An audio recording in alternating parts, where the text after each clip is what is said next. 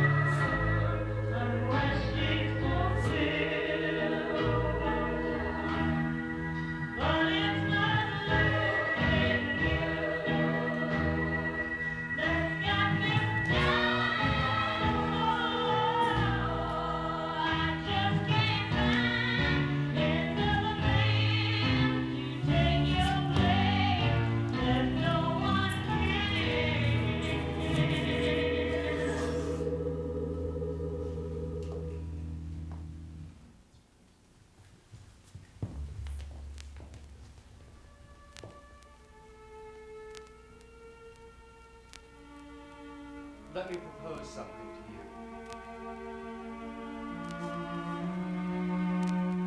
Your body is like an empty drinking glass.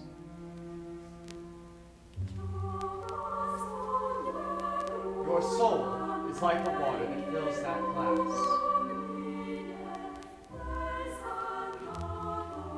The water allows you to think and dream and feel.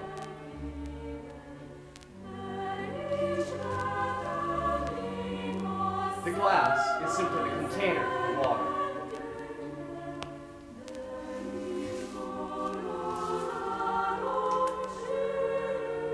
I'm holding the glass over a river, flowing in into an ocean. If I pour the water into the river, is the water gone, or is it now part of the ocean?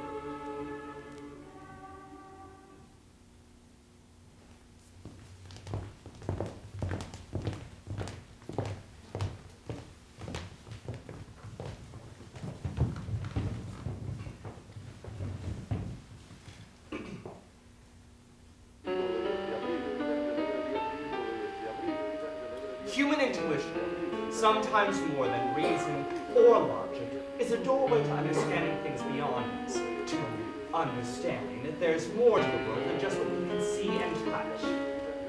Haven't you ever entered a building and immediately got a feeling? Felt its history? Yes. The mind can be very creative. It can construct a story for almost anything. Well, you missed my point entirely. What I'm saying What is... you are saying is ridiculous. No.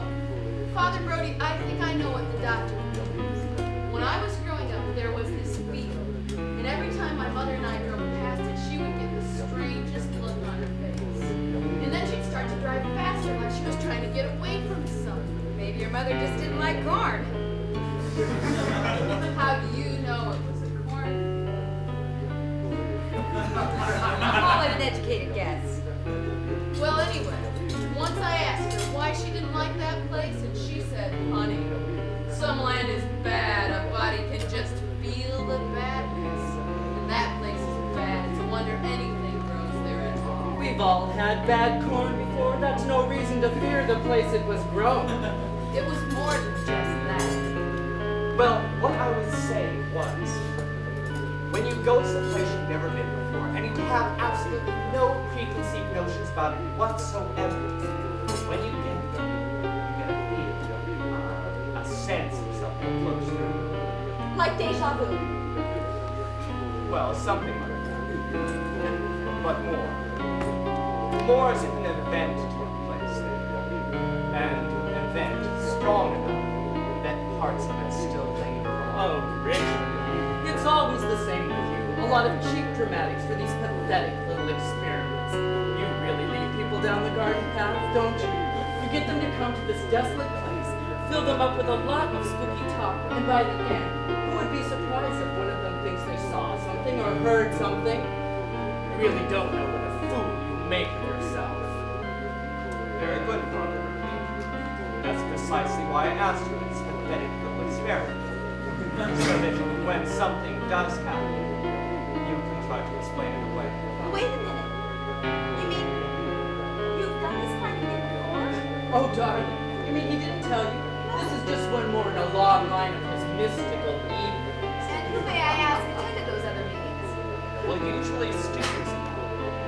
But that's why I see this evening as so very different. You see, I asked you to relate this here because I see you as, well, victims of the paranormal. Excuse me, but I've never been anyone's victim. A bad choice of words. What I meant to say is I've chosen you because of your experiences. Well, excuse me as well, but I think there's been a misunderstanding here. I thought you knew I wrote a novel about witchcraft. That doesn't mean I have any first-hand experiences. Of course not, Mrs. Swan. I asked you here because I thought this evening would interest you in a literary sense. I suppose the only one with really first-hand experience is, Mrs. Quay. Please, call me Helen. And what, pray tell, was first-hand experience? Helen. My family was haunted. Helen, you look like a fairly intelligent woman. You don't expect any of us to believe that. And may I say that you look fairly intelligent for a priest. So believe me, when I say my family was haunted, I mean it. Well, for the benefit of everyone here at the table, why don't you, tell your story? My pleasure. Well, when I was 8 years old, we were living in a large house in Chicago. Mother was a society lady, always throwing parties, having teas, that sort of thing. I was a problem child. I didn't quite fit into the picture. I was constantly getting into trouble, breaking things, using bad words, you know, the limit. But then other things started happening. We'd wake up in the morning and find all the furniture in the living room pushed together. And once when Mother opened her closet, all the hems of her dresses had been ripped out. Typical. A bad little girl does bad things and chooses to forget she did them, blaming it on someone or something that wasn't there. Excuse me, but that was just the beginning. It got worse, a lot worse. What happened to me and my family forced us to move 8 times and made my mother drink herself to death. All right. I'll speak only when spoken to. Good. So anyway, the first real contact we had with the thing was at one of Mother's parties. You see, every Thursday, she and a bunch of her fat friends would meet to play bridge and complain about their husbands. Well, this one particular Thursday, I'd been pretty wild, so Mother locked me in my room, as she often did when her friends came over. I could hear them all downstairs laughing and carrying on. Snooty bitches. And then, all of a sudden, I heard one of them scream. Then, the door to my room flew open, the one that Mother had just locked. Now, for some reason, I didn't think anything of it. All I knew was that I was free. So I ran downstairs, and I saw all of them standing around one of the women. Her hand was bleeding, and they were all laughing and joking about Mother's cheap crystal. And then, suddenly, all of their glasses exploded in their hands like a string of firecrackers. They all just stood there with their mouths hanging open. And after that, things would happen sometimes 3-4 times a week. Well, what kind of things? Well, sometimes in the middle of the night, I would hear a loud banging sound like someone was hitting the walls with a baseball bat. And once out in the garden, Mother was hit by a handful of rocks that came from nowhere. Small fires would start all over the house. All the food in the refrigerator would go bad overnight. There were hundreds of occurrences over the years. I can't remember everything now. Where was your father during all this? He was hardly ever home. And when he was home, nothing ever happened. For a while he indulged my mother, but really he thought she was crazy. So when did all this fun come to an end? When my mother died 6 years ago. In a way, I miss it. How can you say that? Weren't you frightened? Of course, in the beginning I was scared. But when you grow up with something, you get attached to it. You better be careful, Helen. Your mother may come back to haunt you. My mother didn't have a soul when she was alive, and I'm sure they didn't give her one when she died.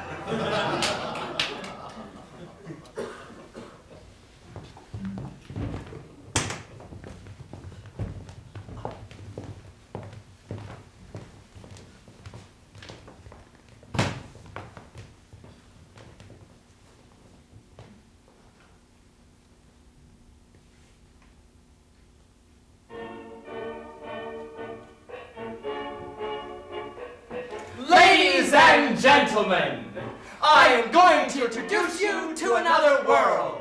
A world apart. A world you may have never felt. A world you may have never seen. Until tonight. Tonight! Ladies and gentlemen, what you will hear tonight may frighten you. Frighten you. May terrify you. Terrify you. But I guarantee it will excite you. Excite you! Ladies and gentlemen, I am going to introduce you to the world of the dead. The dead. Tonight, I am going to introduce you to a truly amazing young lady. If I may say, the 8th wonder of the world, Miss Edna May. Miss Edna May is our guide, our link, a veritable radio of the dead. Yes, indeed, folks. With just a few simple phrases, you will hear of unspeakable, unsolved murders. The beauty of the netherworld. And yes, indeed, even speak with loved ones on the other side. Oh! Are you ready, Miss Edna? Yes. All right then, let's begin. Miss Edna, you are going under. You are releasing your soul to travel to another dimension. Take your ride with the ferryman and enter the lives of the dead.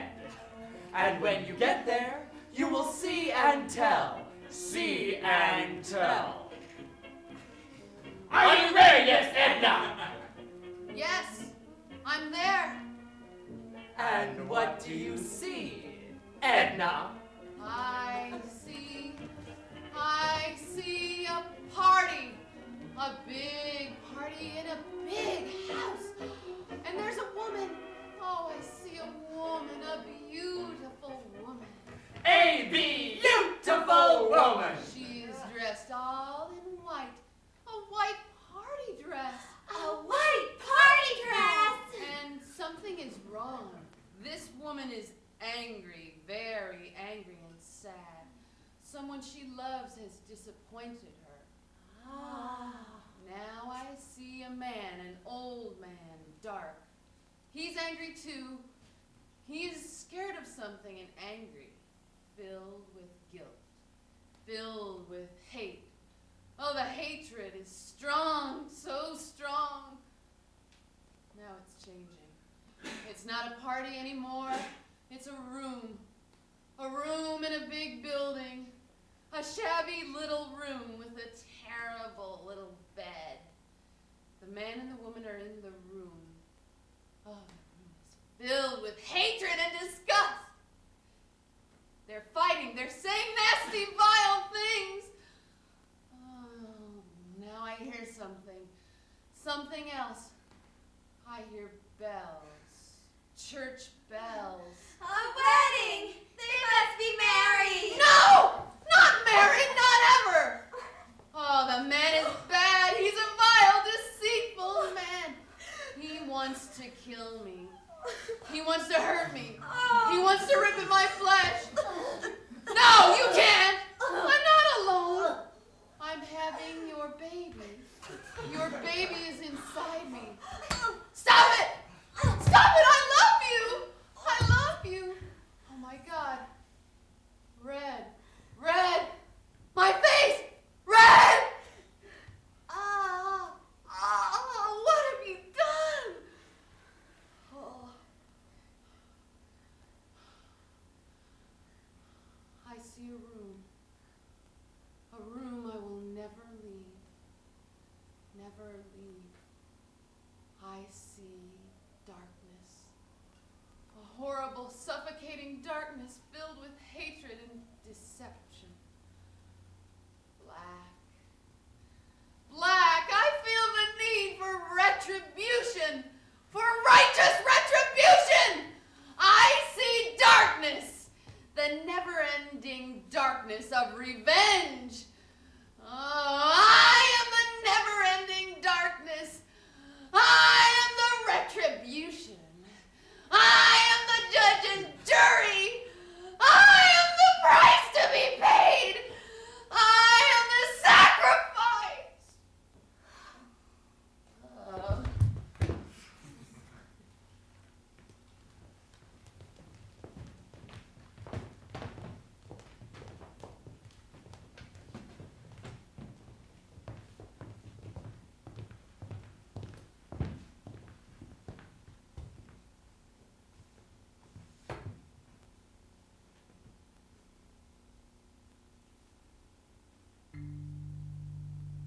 Why, you bitch! That's enough. We're not here to fight. Amen to that. Now, Helen's right. I don't like this place either, and I practically grew up in a church. What happened here anyway? Why would a whole community just abandon a church? Well, a variety of things happened here. But I don't think I want to fill you up with a lot of grisly details. Oh, well, fine, but I think it would help to know what we're waiting for. Well, everything may happen or nothing may happen. We just have to wait.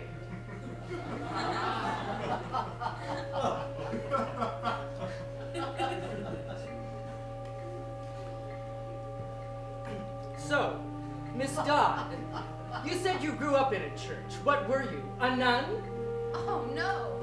No, you see, my father was a Lutheran minister. Is your father still a minister? No, my father's dead.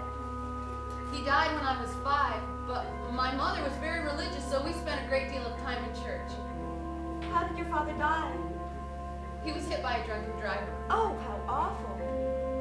Yes, it was. But that was a long time ago. I can hardly remember. Where are you from, Miss Dodd? Mullen, Nebraska. Your name and your story seem so familiar to me. Do you mind if I ask your age, Miss Dodd? No, of course. I'm 35. 35. So in 1934, you would be 6 years old, am I right? Well, yes. And your mother's name, Miss Dodd? Roberta, but why are you Roberta. asking all these Why, questions? Miss Dodd, you're famous, quite famous. Little Alice Dodd, messenger of God. Wasn't that it? Richard, I was wondering why you asked her here this evening. Just think of it, a modern-day Bernadette, right in our midst. What are you talking about? The whole church knows about you. How stupid I was not to think of it before now. What are you talking about? Miss Dodd here saw the Virgin Mary when she was a wee child. What? You heard me, Mary, the Mother of Christ. Stop it! You don't know what you're talking Oh, about! I do indeed. That never happened. It's a lie. It wasn't me.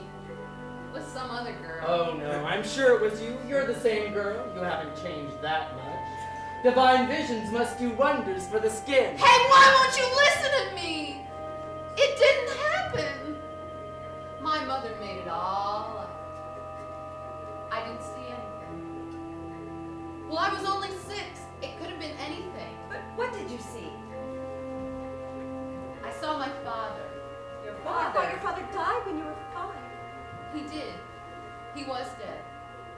I saw my father. He came into my room every night. He came into my room with the ladies. Aha, the lady. Yes, the lady. And she spoke to me. What did she say? She told me things. Pretty things. Well, what did your father say? He didn't say anything. He just stared. He just stared at me. Just like you're staring. Just like all the people stared at me. Like I'm some kind of a freak. Oh, No one. I saw what I saw, and she was beautiful, and she spoke to me, and then my mother ruined it. She ruined it. She made the people come and ruin it. She made the people come, and she made the lady go away. Who was the lady? I don't know. She was beautiful, and she liked me. And now she's gone. She's gone forever, and she's never coming back. Alice, what about your father? Did he go away? Stop it! I don't want to talk anymore. I don't want to talk about him.